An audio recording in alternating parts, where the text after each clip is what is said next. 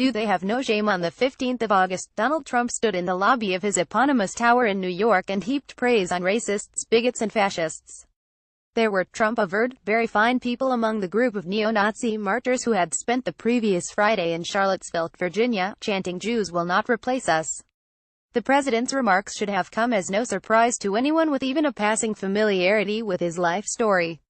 Trump has a long and well-documented history of racism, nativism and xenophobia, from refusing to rent his father's apartments to black families in Queens, New York, to reportedly keeping a book of Hitler's speeches in his bedside cabinet, to repeatedly questioning the citizenship of the first black president of the United States. Yet what of his colleagues, who stood silently by as their boss went off the rails? What happened to their moral core, to their intolerance of bigotry, or, more accurately, Nazi apologists? Lest we forget, at his Trump Tower press conference, the president was flanked by three senior members of his administration: his chief economic advisor Gary Cohn, Treasury Secretary Steven Mnuchin, and Transportation Secretary Elaine Chao. Mnuchin and Cohn are Jewish. Chao is an immigrant from Taiwan. Why did all three of them not tender their resignations that very evening? How can they justify staying on as employees of a president who gives aid and comfort to white nationalists and Hitler wannabes? Is it basic ethics that they lack, or a backbone, or both? Consider some of the rather self-serving headlines that have appeared in the press since the president's press conference. Trump aides agonize over their futures in a reeling White House. Bloomberg. WH aides squirm at Trump's words. Politica. Trump's crisis spurs talk of White House departures. Reuters. Yet despite all this talk of departures, there haven't actually been any.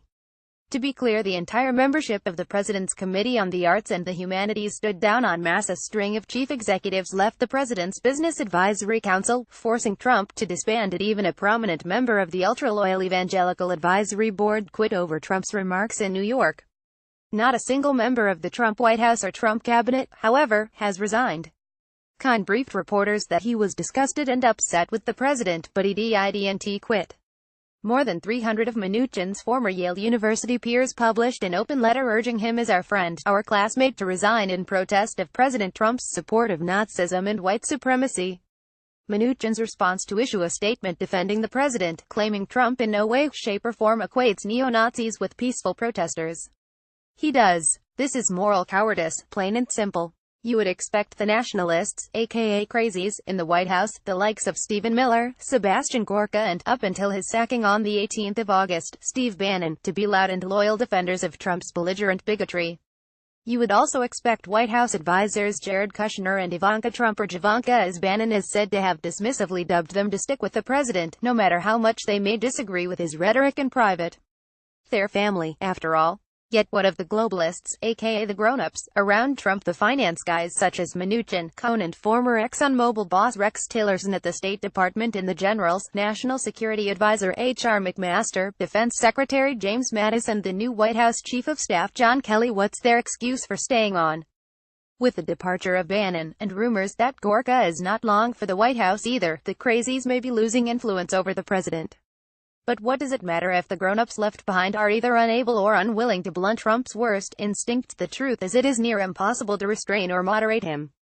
Where were Mattis or McMaster when Trump was tweeting that he would bar transgender people from serving openly in the military? Where was Kelly when the president approvingly tweeted a fake story about a U.S. general who committed war crimes against Muslim prisoners? Like all people who work for the president, noted the Washington Post, Kelly has since experienced the limits of the president's promises to cooperate in order to ensure the success of the enterprise. Who would have guessed that the leaders of corporate America would have a better sense of morality, and a stronger conscience, than a trio of generals who claim to value honor, integrity and codes of conduct? That the boss of Walmart would be more disturbed by the president's praise-filled remarks for modern-day brown shirts than the two Jewish advisors who are standing right next to him as he spoke. This terrible silence from the grown-ups in the Trump administration can only be described as acquiescence in Trump's awfulness. Their ongoing presence in the White House, at the Pentagon or the State Department is complicity in Trump's high crimes and misdemeanors. The longer they stay at Trump's side, however, the quicker their reputations will turn to mud. History will judge these alleged grown-ups as cowards, maybe as opportunists too, above all else, as enablers of a president who openly incited Islamophobia and transphobia and failed to denounce unequivocally anti-Semitism and neo-Nazis.